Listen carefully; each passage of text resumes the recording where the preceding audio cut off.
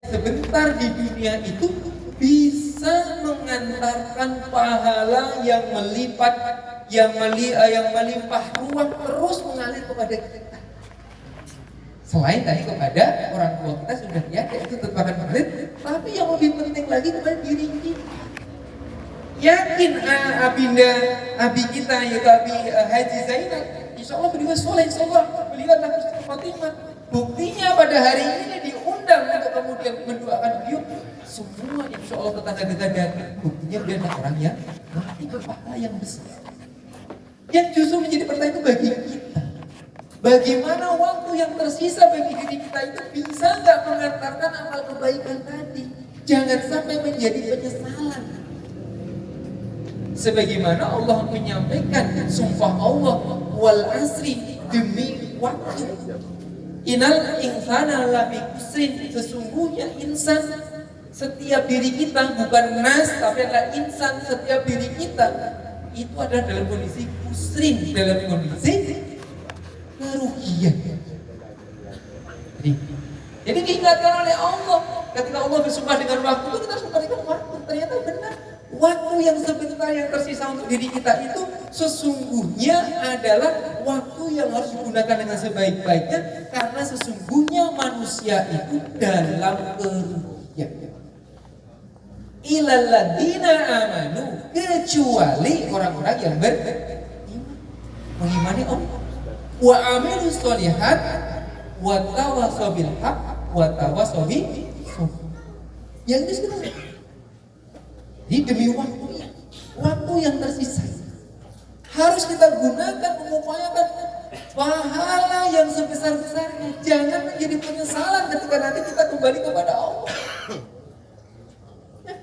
Karena dengan batas waktu kehidupan yang sebentar tadi, ketika kita akan datang kepada Allah itu kita akan terkaget-kaget. Ketika kita dipanggil oleh Allah, segagah-gagahnya kita, sehebat-hebatnya kita, ketika mau datang kepada kita itu pasti kita akan terkaget-kaget. Dan terkaget-kaget itu akan mengantarkan kepada penyesalan. Akan mengantarkan kepada penyesalan. Dan penyesalan ini dalam kabar Allah itu ada 3 orang yang kemudian mengalami penyesalan ketika Allah sudah memanggil. Yang pertama adalah penyesalan yang sangat menyesal, sangat-sangatnya penyesalan yang sangat berat. Yang kedua adalah menyesal. Kemudian yang ketiga adalah juga menyesal. Menyesal yang berat kemudian menyesal. Nah, siapakah orang-orang yang sangat menyesal sesal-sesalnya itu?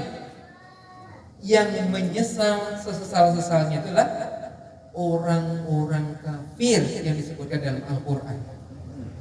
Innal ladzina kafaru min ahlil kitabi wal musyrikina fi nari jahannam khalidina fiha.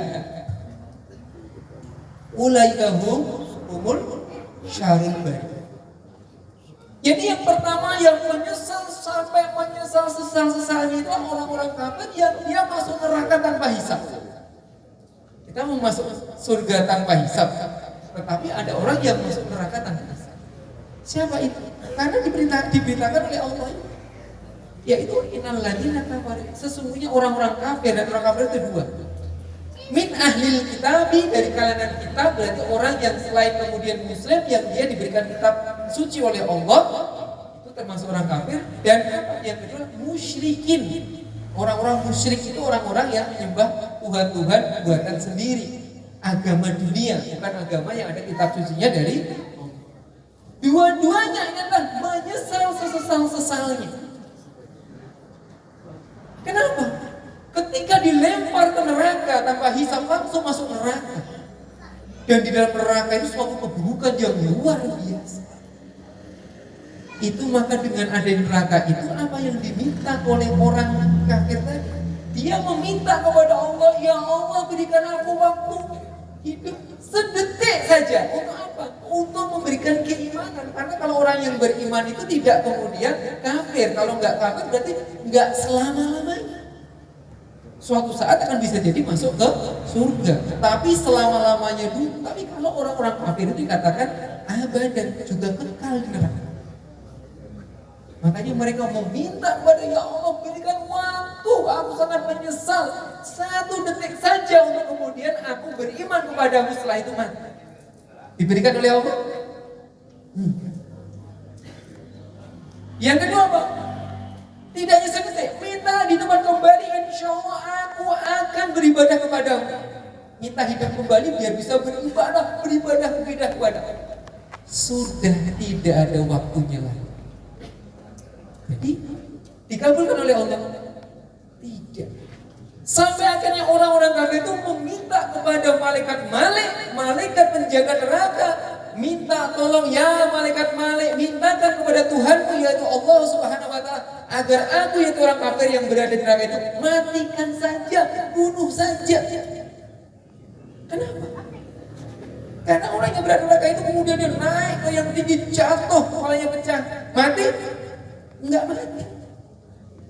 Dibakar api neraka, mati, rasanya luar biasa panasnya, enggak mati. Siksaan. Kalau mati kan selesai, sudah enggak merasakan. Tetapi orang-orang kafir ini tidak diberikan ampunan dari Allah Subhanahu wa taala. Ini gimana? Menyesal sesesal-sesalnya. Nah ini mudah-mudahan waktu yang kita miliki itu jangan sampai kemudian menjadi pikiran. Penyesal yang kedua adalah oleh orang-orang yang menyesal, sangat menyesal, tetapi tidak sesesal-sesalnya. Yaitu siapa? Orang-orang yang amal kebaikannya lebih ringan dibandingkan dengan amal keburukannya. Amal-amal kebaikannya itu adalah terkalahkan oleh amal-amal keburukannya. Itu juga akan masuk neraka selama-lamanya. Walaupun tidak kekal di dalamnya, tapi selama-lamanya. Di neraka itu enggak enak. Para sahabat itu bertanya, ya Rasulullah, seringan-ringannya sisa di neraka itu seperti apa? Siksa yang disediakan oleh paman beliau, yang melindungi di dalam dakwah beliau, yang kemudian menolong Rasulullah, tapi dia tidak masuk Islam. Itu masih diberikan siksaan yang paling ringan, masuk neraka tapi siksa ringan. Tapi juga jangan digampangkan siksa ringan itu ada misalkan hanya dalam seperti kemarau, nggak ada. Seringan-ringannya siksa di akhirat itu apabila seseorang itu dipakaikan sepatu, terompah, alas kaki dari api neraka, maka ketika dipakai itu otaknya langsung meleleh. Itu seringan-ringannya siksa di neraka bagi orang-orang yang amal keburukannya itu lebih banyak dibandingkan dengan amal kebaikannya. Kita ingin demikian? Tentu tidak. Nggak mau lah kita. Dan yang ketiga orang yang menyesal, tapi menyesal tanda kutip. Ketika apa? Ketika masuk ke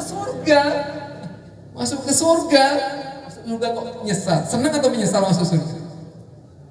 Ya senang lah masuk menyesal. Tapi tanda kutipnya menyesal kenapa?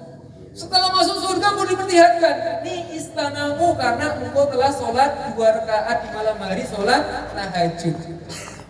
Diberikan istana karena sholat tahajud 2 rakaat. Dia nyesal kenapa? Kenapa kok cuma 2 rakaat? Kenapa enggak 4 rakaat? Ini saya lebih bagus lagi. Begitu diberikan kebaikan, nih kebaikan karena telah berinfak. Kotak Jumat yang lewat, ada uang 100.000, 50.000, 20.000, 2.000 jelek, kira-kira yang kita masukkan yang mana? Yang 2.000 yang jelek lagi. Nah begitu itu bisa mengantarkan karena ikhlas ya, karena ikhlas banget kan. Masuk surga, begitu masuk surga menyesal, kenapa yang dimasukkan cuma 2.000, kenapa enggak 100.000? Toh 100.000 juga buat beli pulsa, setelah itu buat nonton juga habis juga. Kenapa enggak yang 100.000 masukkan kotak? Itu menyesal, kenapa enggak banyak berbuat kebaikan? Kenapa kemudian infaknya cuma 2.000, cuma 10.000, punya 100.000? Kenapa tidak kalau gaji kita lebih itu kita infakkan yang lebih juga? Toh itu lah itu golongannya gitu. Menyesal tapi menyesal karena kenapa tidak berbuat kebaikan. Nah inilah yang akan kemudian terjadi. Kelak setelah kemudian kita kembali kepada Allah Subhanahu wa taala. Dan tentu masih banyak lagi amal-amal yang kemudian bisa mendatangkan pahala yang lebih besar lagi. Kalau tadi hanya amal jariah itu mungkin levelnya 2, nah ada lebih yang tinggi lagi. Pengen apa yang lebih besar lagi? Kalau mengajarkan cuma kebaikan tadi itu jauh lebih besar dibandingkan hanya sekedar amal jariah. Karena yang diajar orangnya banyak. Paling kalau khusus ceramah misalkan sebagai guru muridnya satu angkatan itu misalkan 200 orang diajarin kebaikan semua. 200-200-nya itu kalau berbuat kebaikan gurunya dapatkan pahala dari 200 orang. Kalau mungkin ada yang jamaah di guru ngajari surat Al-Fatihah bisa digunakan untuk sholat, selama digunakan untuk sholat sampai seumur kemudian yang kita ajari pahalanya kepada kita. Kalau kita ajari satu kelas, satu kampung, satu jamaah masyarakat, satu TPA, pahalanya mengalir kepada kita. Itu besar sekali. Pengen yang lebih besar lagi Bapak Ibu sekalian? Cukup?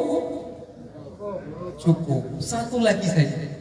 Kalau pengen lebih besar lagi adalah kita ajarkan kepada anak-anak kita, kepada murid-murid kita tadi, kepada orang yang berbuat kebaikan tadi, disuruh juga menyampaikan kebaikan kepada yang lainnya juga.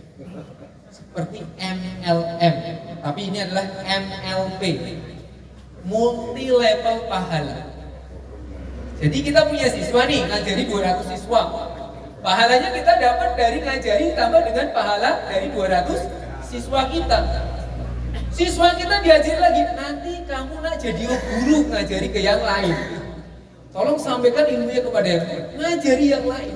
Itu amalnya buat gurunya, dari gurunya pada kita juga. Itu akan berlipat. Insya Allah pahala-pahala itu bisa kemudian kita lakukan. Kita siapkan dalam rangka untuk menyiapkan hari insya Allah. Dan insya Allah levelnya sampai level 7 lah.